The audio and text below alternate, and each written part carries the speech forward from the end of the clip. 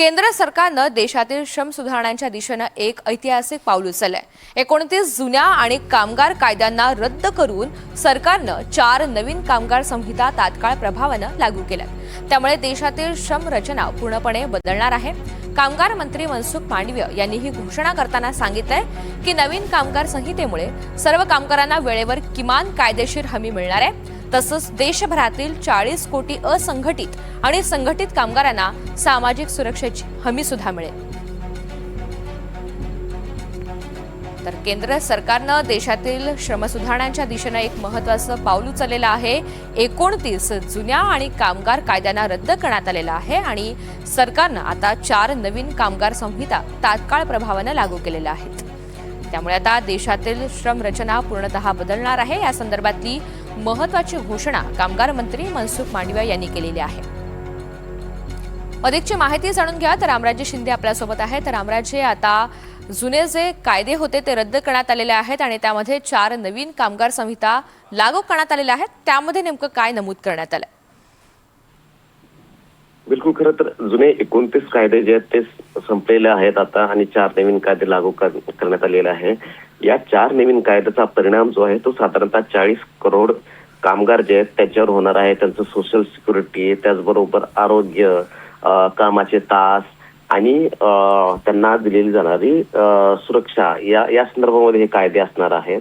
आणि खरं तर या 29 कायदे जे आहेत ते आता संपलेले आहेत। यामध्ये महत्त्वाचं नमूद करण्यात आलेले की वेळेवर वेतन दिलं जाणार, पगार जो आहे तो वेळेवर दिला जाणार आहे, नियुक्तीपत्र सुद्धा वेळेवर दिलं जाणार आहे, रोजगाराचे जे नियम आहेत किंवा शर्ती असणार आहेत त्या कामगारांच्या बाजूला असणार आहे आणि त्याचबरोबर एक पगाराची कमीत कमी किती पगार द्यावा या संदर्भामध्ये सुद्धा ठरवलं जाणार आहे।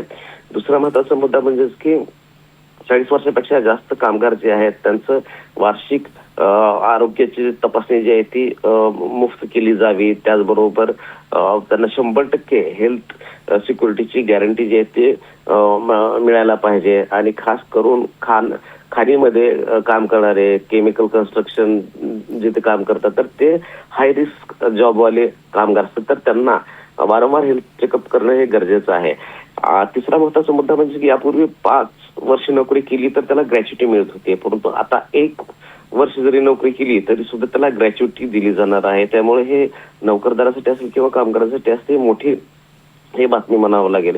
त्याचबरोबर जे महिला कामगार आहेत त्यांना रात्रीच्या वेळेस सुद्धा काम करण्याची मुभा देण्यात आलेली आहे, पण यामध्ये महिलांची सहमती असली पाहिजे आणि त्याचबरोबर जिथं काम केलं जाणार आहे तिथं सुरक्षेचे उपाय जे आहेत ते केले असले पाहिजेत, तरच महिलांना रात्रीच्या वेळेस सुद्धा कामाची संधी मिळेल। कारण महिला पुरुष समानता आणण्याच्या दृष्टीनं हे पाऊल उचलण्यात आलेलं आहे। आणि त्याचबरोबर की ओव्हरटाईम जर केलं कामगारांनी तर त्या संदर्भात दुप्पट पगार देण्याची तरतूद जी आहे ती केली जावी। कॉन्ट्रॅक्ट वर्कर्स जे असतात त्यांना सुद्धा या हेल्थ आणि इतर सुविधा ज्या आहेत त्या मिळणार आहेत। त्याचबरोबर ह्या संपूर्ण जे नियम आहेत त्याचं पालन जे आहे ते करणं हे गरजेचं असल्याचं सुद्धा सांगण्यात आलेलं आहे।